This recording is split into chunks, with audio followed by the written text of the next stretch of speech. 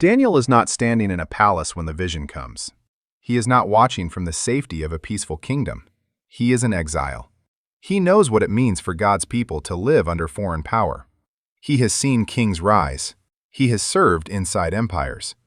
He has watched human authority wear royal clothing while demanding the kind of allegiance that belongs only to God. Then, in the night, Daniel sees the sea. Not a calm sea, not a quiet shore. The great sea is being stirred by the four winds of heaven. The waters move like creation itself has become restless. And from that churning place, something begins to rise. The first beast comes up like a lion, but with eagle's wings. Then a second beast rises, like a bear, raised up on one side. Then a third appears, like a leopard, but with 4 wings and 4 heads. And then comes the fourth. Daniel does not simply say it looked like another animal. He reaches for language and seems to run out of ordinary comparisons. It is terrifying, dreadful, strong. It has iron teeth. It devours, crushes, and tramples what remains. Long before John stands on the shore in Revelation and sees a beast rising from the sea, Daniel has already shown us the pattern. That matters, because many readers open Revelation and feel as if they have stepped into a strange world with no map.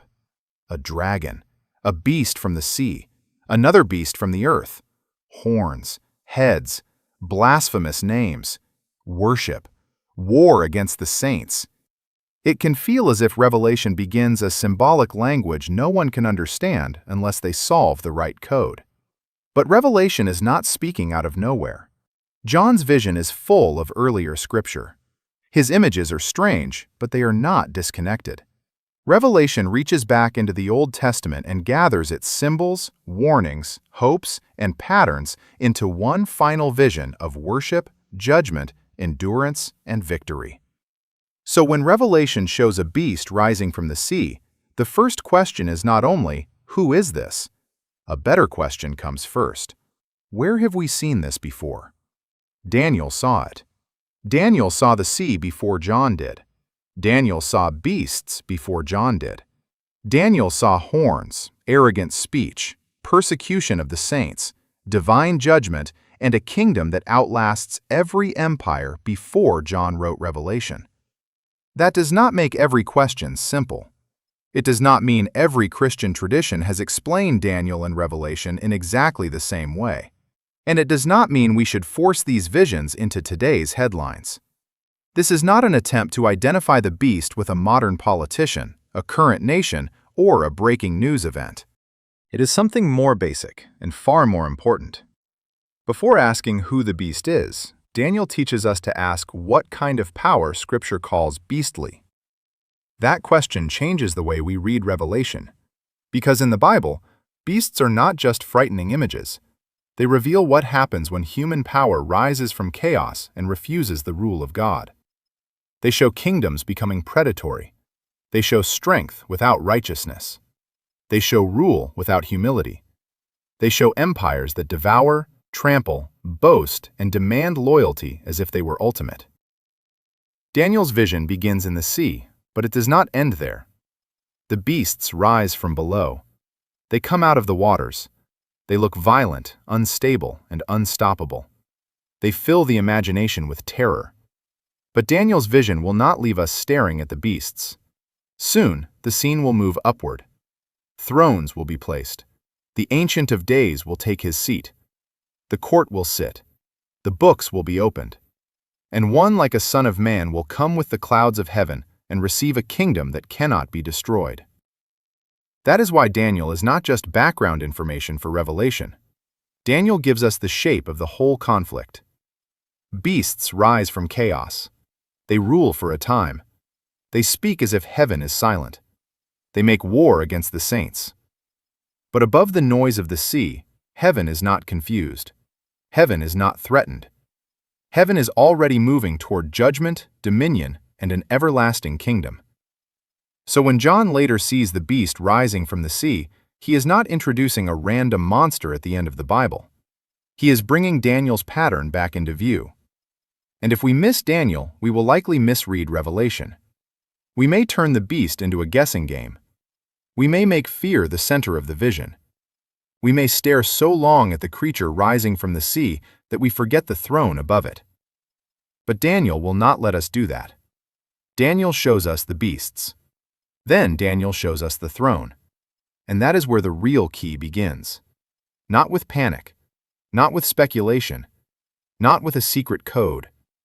With a prophet in exile, a restless sea, 4 beasts rising from the chaos, and heaven preparing to reveal who truly rules the kingdoms of the earth. The first beast Daniel sees is like a lion, but it is not only a lion. It has eagle's wings. That combination already feels unstable. A lion belongs to the land. An eagle belongs to the sky. Strength and speed are joined together in one image. Royal power and sudden movement appear in the same creature. Then Daniel watches as the wings are plucked. The beast is lifted from the ground, made to stand on 2 feet like a man, and given a human mind. The vision is strange, but it is not meaningless. The second beast is like a bear. It is raised up on one side, as if its power is uneven.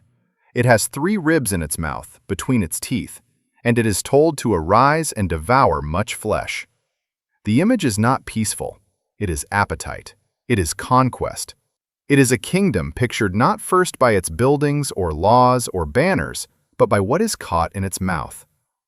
Then comes the third beast, like a leopard. But this leopard has 4 wings of a bird on its back and 4 heads. It is fast. It is multiplied. It is given dominion. Daniel is not giving us animals for decoration. He is showing kingdom power in creaturely form. And then the fourth beast appears. This one is different. Daniel does not say it is like a lion or a bear or a leopard or any animal the viewer can imagine easily. It is terrifying and dreadful and exceedingly strong. It has great iron teeth. It devours and breaks in pieces and tramples what remains with its feet. The first 3 beasts are strange, but they still resemble known animals. The fourth feels like power with no ordinary face. That is part of the terror. The more beastly the vision becomes, the less recognizable the creature becomes. Later in the chapter, the interpretation is given. These 4 great beasts are 4 kings or kingdom powers that shall arise from the earth. That one line keeps the vision from becoming fantasy. The beasts are not random monsters. They are not symbols floating without meaning. Scripture itself gives the category. Daniel is seeing kingdoms, but he is seeing them from heaven's point of view. That is crucial. On earth, kingdoms love to describe themselves with noble language.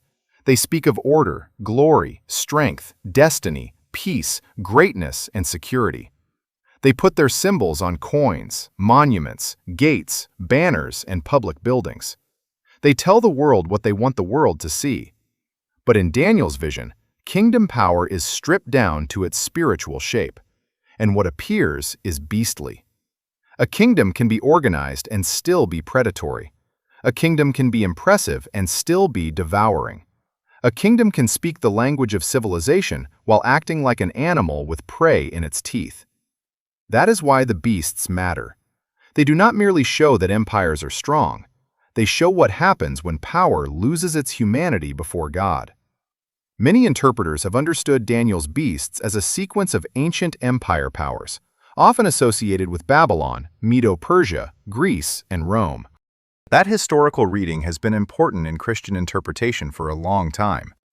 But the main point is even more basic and more directly tied to the text. Daniel tells us these beasts are kingdoms, and Daniel shows us what kind of kingdoms they are. They rise from a disturbed sea. They devour. They dominate. They become more violent as the vision moves forward. They carry the appearance of life, but not the image of righteous human rule. That is why the fourth beast is so important. It is not only another empire in the line. It is the intensification of the whole pattern. By the time Daniel reaches the fourth beast, the animal image nearly breaks. The creature is not simply powerful, it is unnatural. It is hard to name. It crushes with iron teeth and tramples what it does not consume. This is power without restraint. power without humility, power without the fear of God, power that no longer protects human life, but feeds on it. Now hold that in your mind before we ever turn to Revelation. Because when John sees a beast rising from the sea, he does not describe a creature that has nothing to do with Daniel. He sees a beast with features that sound like Daniel's animals gathered into one image: leopard, bear, lion, horns, heads, authority, blasphemous speech, war against the saints. John is not asking the reader to forget Daniel. He is expecting the reader to remember. That means Daniel's 4 beasts are not just a background chapter for people who enjoy prophecy studies. They teach us the symbolic language Revelation will later use. Daniel teaches us that a beast is not merely a monster. A beast is kingdom power when it becomes predatory. A beast is rule that has stopped looking truly human. A beast is empire when it rises from chaos and refuses to bow before the God who gives authority its limits. This is why Revelation's beast cannot be understood only by asking which future figure it might represent. That question may matter in different Christian interpretations, but it cannot be the first question. The first question is Daniel's question. What is God showing us when he pictures kingdoms as beasts? And the answer is sobering. When power forgets God, it does not become more human. It becomes less human. When authority refuses heaven, it does not become free. It becomes hungry. When kingdoms reject the image of God and the people they rule, they begin to look less like shepherds and more like creatures with teeth. Daniel does not move past the 4th beast quickly. He has already seen a lion with eagle's wings. He has already seen a bear with ribs in its mouth. He has already seen a leopard with wings and 4 heads. But when he reaches the 4th beast, his attention slows down. He wants to know more. The 4th beast troubles him in a different way. Daniel says it is different from all the others. Terrifying, exceedingly strong. It has iron teeth. It devours and breaks in pieces. Whatever remains, it tramples with its feet. This is not only conquest. This is domination after conquest. The beast does not simply defeat. It crushes. It does not merely take territory. It tramples what is left behind. The image is violent, but it is also revealing. Daniel is seeing what power looks like when it no longer recognizes the sacred weight of human life. The first beasts were frightening because they were strong. The 4th beast is frightening because it seems almost beyond nature. It has no familiar animal name. Daniel cannot point to creation and say, "It was like this creature." He can only describe its force: teeth, strength, crushing, trampling, difference. That matters because the Bible's beast imagery is not random imagination. It is moral vision. It is the prophetic way of showing what human rule becomes when it is cut loose from God's authority. Power was meant to serve. Power was meant to protect. Power was meant to operate under heaven.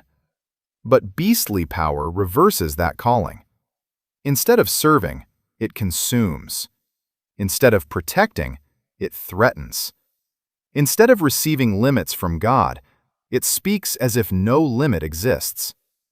That is where the horn enters the vision. Daniel sees horns on the 4th beast. Then another horn rises among them. This horn has eyes like the eyes of a man and a mouth speaking great things. The mouth matters. Beastly power is not only physical, it is verbal. It speaks. It boasts. It explains itself. It justifies itself. It uses words to enlarge its own image and diminish the glory of God. That pattern will matter deeply when we reach Revelation, because Revelation's beast also has a mouth. It speaks arrogant and blasphemous words. It speaks against God. It is not content merely to rule bodies. It wants to shape worship, loyalty, imagination, fear, and speech. Daniel has already shown us that the beast's mouth is part of the danger. A kingdom can devour with armies, but it can also devour with words. It can rename evil as order. It can call arrogance strength. It can call oppression peace. It can call idolatry loyalty. It can speak so loudly that people begin to confuse volume with truth. That is why Daniel's little horn is not a minor detail. It reveals the spiritual direction of the beast. The beast does not only rise from chaos, it speaks against heaven. And then Daniel sees something even more sobering. The horn makes war against the saints. This is where the vision becomes more than political symbolism. The beastly kingdom does not merely compete with other kingdoms. It turns its pressure toward the holy ones of the Most High. The saints are not pictured as people escaping all pressure. They are pictured as people enduring under it. That is important for how we read both Daniel and Revelation. Apocalyptic scripture is not written for detached spectators who want to solve a puzzle from a safe distance. It speaks to people who know what pressure feels like. People living under powers they cannot easily remove. People who must remain faithful when the world around them rewards compromise and punishes allegiance to God. Daniel himself knew that world. He had lived in exile. He had served in royal courts. He had seen rulers demand impossible loyalty. He had already faced the pressure of a kingdom that wanted worship to bend before human command. So when Daniel sees a beast making war against the saints, this is not abstract. It is the spiritual reality behind a world where God's people can be mocked, threatened, silenced, or forced to choose between faithfulness and survival. This is also why Revelation will later sound so much like Daniel. John sees a beast from the sea. It has authority. It speaks blasphemy. It receives worship from the earth. It makes war on the saints. Those are not accidental similarities. Revelation is pulling Daniel's pattern forward. The beast has a mouth. The beast has authority. The beast pressures worship. The beast makes war against the faithful. But Daniel also gives us a guardrail. He does not allow us to stare at the horn as if the horn is the whole vision. He does not allow the beast's arrogance to become the center of reality. The horn speaks great things, but heaven will speak the final word. That distinction is essential. If we read Daniel and Revelation only to identify the beast, we may miss what the visions are doing. They are not given to feed panic. They are given to form endurance. They teach God's people how to see beastly power without worshiping it, fearing it as final, or becoming like it. The fourth beast is a warning. It warns us that power can become inhuman. The horn is a warning. It warns us that arrogant speech can become part of rebellion against God. The war against the saints is a warning. It warns us that faithfulness may bring pressure, not applause. But underneath every warning is a deeper comfort. The beast is seen. The horn is seen. The suffering of the saints is seen. Nothing in the vision is hidden from heaven. That is why the text gives the beast a limited season. It speaks, it acts, it persecutes, but it does not become eternal. Its authority is not self-created. Its time is not unlimited. Its violence is not ignored. This is the part many readers need before moving into Revelation. Revelation's beast is terrifying, but it is not beyond the category Daniel already gave us. It is beastly kingdom power. It is arrogant speech against God. It is pressure against the saints.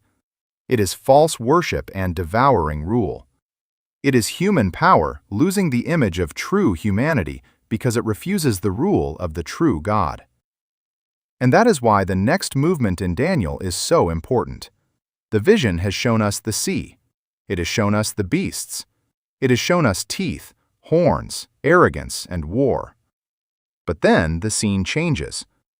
Daniel's eyes are not left below, fixed forever on the creature that devours. The vision moves upward.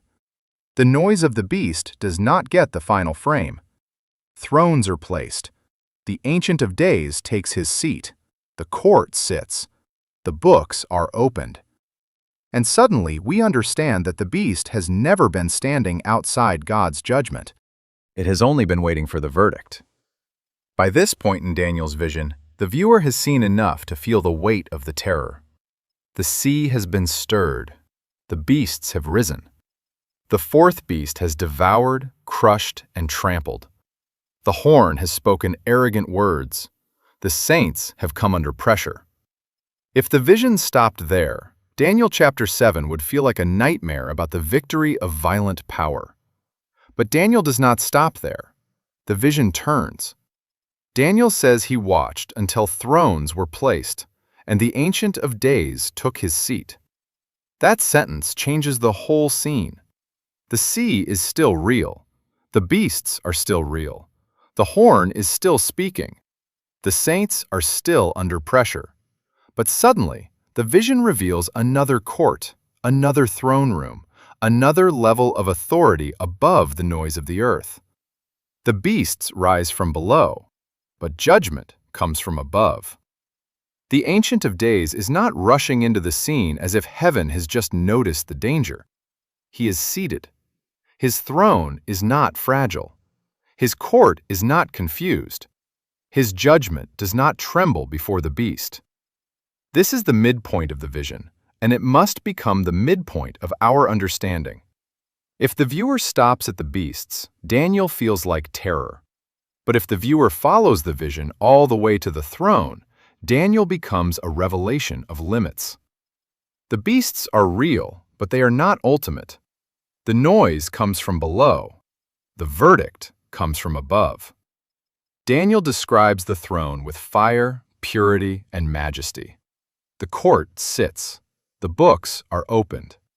The scene is no longer ruled by the movement of monsters, but by the stillness of judgment. That is a very different kind of power. The beasts rush, devour, trample, and boast. Heaven sits. The beasts make noise. Heaven opens the books. The beasts act as if history belongs to them. Heaven reveals that history is accountable to God. This is why Daniel's throne scene is not an interruption. It is the center. Without the throne, the beasts would become the main point of the chapter. But with the throne in view, the beasts become temporary powers standing before eternal judgment. That matters when we later read Revelation. Because Revelation also fills the imagination with beasts, dragons, horns, blasphemous speech, persecution, and false worship. But Revelation, like Daniel, is not centered on the beast. It is centered on the throne of God and the Lamb. If we read apocalyptic scripture and come away only afraid of the beast, we have not followed the vision far enough. Daniel makes us look higher. And then the vision gives us one of the most important images in all of Scripture. Daniel sees one like a son of man coming with the clouds of heaven. After beast rises from the sea, this figure comes with the clouds. After kingdoms have been pictured as animals, this figure appears human-like. After the beasts seize, devour, and trample, this figure receives. He does not rise from chaos. He comes with heaven's authority. He does not tear dominion from the earth by beastly force. Dominion is given to him. That contrast is the heart of the passage. The kingdom is not given to another beast. It is given to one like a son of man. God's answer to beastly power is not a stronger beast. It is true human rule under God. It is dominion received from heaven, not stolen from chaos. It is authority that does not become predatory because it remains under the rule of the Ancient of Days. This is where Daniel's vision begins to open toward the gospel. Jesus repeatedly calls himself the Son of Man. That title is not small. It carries humility, suffering, authority, vindication, and kingdom weight. And when Jesus speaks of the Son of Man coming with the clouds of heaven, he is drawing from this deep Daniel background. Daniel saw beastly kingdoms rise. Then Daniel saw one like a son of man receive everlasting dominion. That means the Son of Man is not merely another figure in the vision. He is the answer to the beasts. He is the human-like ruler after animal-like kingdoms. He is the kingdom given from above after empires have risen from below. He receives what beasts try to seize, and his kingdom is different from theirs. Daniel says his dominion is everlasting. It will not pass away. His kingdom will not be destroyed. That is the opposite of the beasts. The beasts appear strong, but they are temporary. The horn speaks loudly, but its time is limited. The fourth beast terrifies the earth, but it still stands before the court. The saints suffer under pressure, but judgment is given in their favor. The kingdom is given to the people of the Most High. This does not make Daniel's vision soft. It does not pretend evil is harmless. It does not tell the saints that their suffering is imaginary. It tells them something stronger. The beast is not unseen. The beast is not sovereign. The beast is not forever. That is the comfort Daniel gives before Revelation ever brings the beast image back. And it is a comfort many readers miss when they turn apocalyptic scripture into a guessing game. The point is not to stare at the beast until fear becomes worship. The point is to see the beast truthfully. Then look where Daniel looks next. To the throne, to the court, to the books, to the Son of Man, to the kingdom that cannot be destroyed. This is why Daniel is such a powerful frame for Revelation. Daniel does not only teach us what the beast is, Daniel teaches us where to place the beast. Not at the center, not at the top, not beyond judgment, not outside God's rule. The beast belongs below the throne. Now we are ready to stand with John on the shore. Revelation says he sees a beast rising out of the sea. That one detail should already make Daniel echo in our ears. The sea, the place of unrest, the place where Daniel saw kingdom powers rise in beastly form. John sees one beast, not four. But when he describes it, Daniel's vision begins to gather into the image. The beast has horns and heads.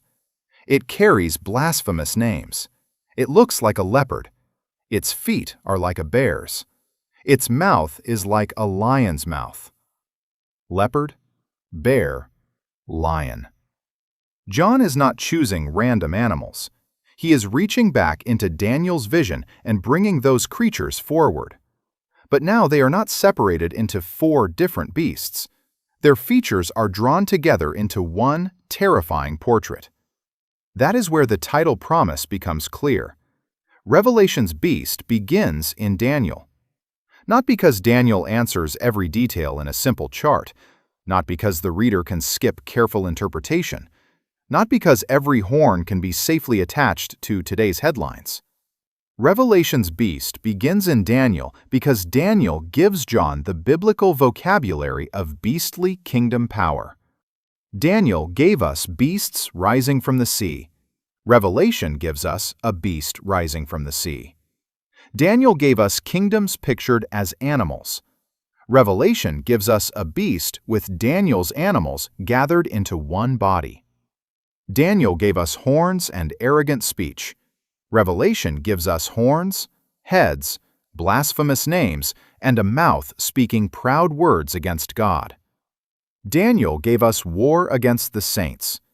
Revelation says the beast is allowed to make war on the saints and conquer them for a season. The pattern is not subtle. John wants the reader to remember Daniel. But Revelation also intensifies the pattern. In Daniel, the beasts appear in sequence. In Revelation, the beast seems to carry the whole beastly story at once. It is leopard, bear, lion, horned power, blasphemous mouth, persecuting force, and worship-demanding authority gathered into one image. That makes Revelation's beast more than a political symbol. It is spiritual rebellion wearing the shape of empire. It is power that does not only rule, it demands allegiance. It receives worship. It opens its mouth against God. It pressures the saints. It wants the earth to treat beastly authority as ultimate. This is why Revelation is so serious about worship. The beast does not merely want obedience in a public sense. It wants reverence. It wants fear. It wants the kind of loyalty that belongs to God. It wants human beings to organize their imagination around its power. That is what beastly rule does at its deepest level. It does not only command the body, it tries to claim the soul. It tells people what to fear. It tells people what to admire. It tells people what power is supposed to look like. It teaches the world to bow before strength without holiness, authority without righteousness, and dominion without God. This is where Daniel helps us again. Daniel's beasts rise from chaos, but they do not define reality. Revelation's beast rises from the sea, but it does not own the future. The beast is given authority for a limited time. That phrase matters. Revelation does not describe beastly power as independent. It does not show the beast creating its own destiny, ruling by its own eternal right, or standing beyond the permission and judgment of God. Even when the beast looks overwhelming from earth, Revelation keeps placing limits around it. Its authority is not ultimate. Its time is not eternal. Its speech is not final. Its war against the saints is not the end of the story. This is why Revelation's vision is not meant to produce panic. It is meant to produce endurance. Panic looks at the beast and says, "The beast is everything." Endurance looks at the beast and says, "The beast is real, but the beast is not God." Panic searches every headline for fear. Endurance searches Scripture for faithfulness. Panic lets beastly power become the center of imagination. Endurance remembers the throne Daniel saw and the Lamb Revelation reveals. That does not make the beast harmless. Revelation never treats evil as small. It never tells the churches to pretend pressure is imaginary. The beast speaks. The beast deceives. The beast receives worship. The beast makes war. But Revelation also refuses to let the beast become the highest truth. That is one of the greatest gifts Daniel gives us before we read Revelation. Daniel has already trained our eyes. When a beast rises from the sea, look at it honestly. See its teeth. Hear its mouth. Recognize its arrogance. Do not pretend it is safe. Do not call it holy. Do not give it worship. But do not stop there. Look above it. Look beyond the sea. Look toward the throne. Because beastly power always wants to fill the whole frame. It wants the earth to believe there is nothing above it, nothing after it, nothing greater than it, and nothing able to judge it. Daniel says otherwise. Revelation says otherwise. And Revelation gives the pattern its final contrast. Kings give authority to the beast. The beast gathers power. It stands in opposition to the Lamb. But the Lamb conquers, because he is Lord of lords and King of kings. That is not a soft ending. It is a throne room verdict. The beast gathers kings. The Lamb conquers them. The beast receives temporary authority. The Lamb is Lord of lords. The beast demands worship. The Lamb is worthy of worship. The beast rises from the sea. The Lamb stands at the center of heaven's victory. This is why the story cannot end with the beast. If Daniel had ended with the fourth beast, the vision would have been terror. If Revelation ended with the sea beast, the book would have been despair. But Daniel moves to the Son of Man. Revelation moves to the Lamb. That is the pattern. The Bible does not deny beastly power. It dethrones it. It shows the beast in all its terror, and then it shows where the beast stands in relation to God. Below the throne, limited in time, accountable in judgment, destined to fall. So when we read Revelation 13 with Daniel 7 in mind, the beast becomes clearer. It is not merely a creature to identify. It is a warning about power that becomes predatory. It is a vision of authority that refuses God's limits. It is a picture of empire demanding worship. It is the old Daniel pattern, gathered into one final pressure point. And it asks the saints a question that every generation must answer. When the beast looks strong, who will you worship?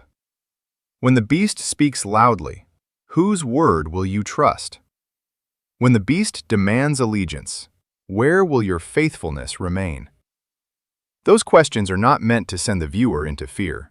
They are meant to send the viewer back to the throne. Because Daniel does not only give us the pattern behind the beast, Daniel gives us the limit of the beast. That is the part fear often forgets. Fear sees the sea and says, "The beast is rising." Scripture sees the throne and says, "The beast is temporary." Fear hears the beast's mouth and says, "Its word is final." Scripture opens the books and says, "The court is seated." Fear watches the beast make war on the saints and says, "The faithful have been abandoned." Scripture shows judgment given in favor of the saints and says, "Their suffering has been seen." That is why Revelation must be read with Daniel open beside it. Daniel trains the reader not to panic at the sight of a beast from the sea. Not because the beast is harmless. It is not harmless. The beast devours. The beast tramples. The beast speaks against God. The beast pressures worship. The beast wages war against the faithful. But Daniel teaches us that no beast rises outside the sight of heaven. No beast speaks beyond the reach of judgment. No beast receives authority without limit. No beast owns the future. And Revelation carries that same truth all the way to the Lamb. That is where the final contrast becomes so beautiful. In Daniel, the answer to animal-like kingdoms is one like a son of man. A human-like figure comes with the clouds of heaven and receives dominion, glory, and a kingdom. The kingdom is not seized from below, it is given from above. The Son of Man receives what the beasts try to take. And in Revelation, the answer to the beast is the Lamb. John hears about the lion of the tribe of Judah, but when he looks, he sees a lamb standing as though slain. That image is not weakness. It is Revelation's way of showing a kingdom that does not need to become beast-like in order to conquer beastly power. The beast conquers by coercion. The Lamb conquers by faithfulness, sacrifice, judgment, and divine authority. The beast demands worship. The Lamb is worthy of worship. The beast imitates sovereignty. The Lamb reigns. The beast gathers kings of the earth. The Lamb is Lord of lords and King of kings. This is the gospel-shaped reversal at the heart of the vision. God does not answer the beast by producing a holier beast. He answers with the Son of Man. He answers with the Lamb. He answers with a kingdom that is not born from chaos, not built on blasphemy, not sustained by devouring, and not dependent on fear. That is why Revelation's beast should not be treated like a riddle meant to feed anxiety. It is a warning. It is a revelation. It is a mirror held up to rebellious power. It shows what rule becomes when it throws off the rule of God. But it is also a call to endurance. The saints in Daniel and Revelation are not told to worship the beast, imitate the beast, or become obsessed with the beast. They are called to remain faithful, to see clearly, to refuse false worship, to trust the throne when the sea is still roaring. That matters because beastly power does not always announce itself with claws and horns. Sometimes it comes dressed in ordinary authority. Sometimes it speaks in confident language. Sometimes it promises safety while asking for worship.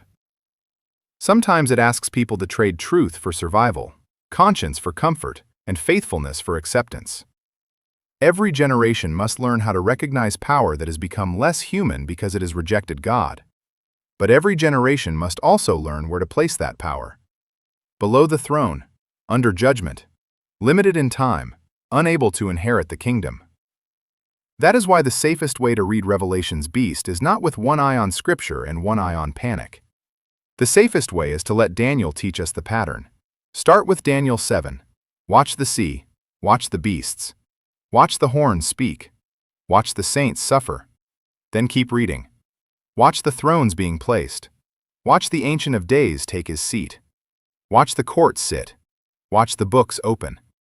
Watch one like a son of man receive the kingdom. Then go back to Revelation 13. The beast will still be serious. The warning will still be sober. The pressure will still be real. But the image will no longer feel random, and the beast will no longer fill the whole frame. Because Daniel has already taught you where the vision is going. It is going to the throne. It is going to judgment. It is going to the Son of Man. And Revelation will take you to the Lamb. So before you read Revelation 13 again, read Daniel 7 slowly. Do not rush past the sea. Do not rush past the beasts. Do not rush past the horn or the war against the saints. But do not stop there. Follow the vision until the throne appears. Because if you stop at the beast, you will leave with fear. If you follow the vision to the throne, you will leave with clarity. And if you follow Revelation to the Lamb, you will see that the final word over history does not come from the mouth of the beast. It comes from the King who reigns. The beast can rise from the sea. It can speak with arrogance. It can frighten the earth for a season. It can gather kings. It can pressure the saints. It can demand worship it does not deserve. But it cannot receive the everlasting kingdom. The kingdom is given from above. The dominion belongs to the Son of Man. The victory belongs to the Lamb. And that is why Daniel's 4 beasts are so important for Revelation. They do not merely explain the beast. They teach us how to see past it. The sea may still roar. The beasts may still rise. The horn may still speak. The saints may still wait. But heaven is not shaking. The court is not confused. The books are not closed. The Lamb is not absent. And the throne is already set.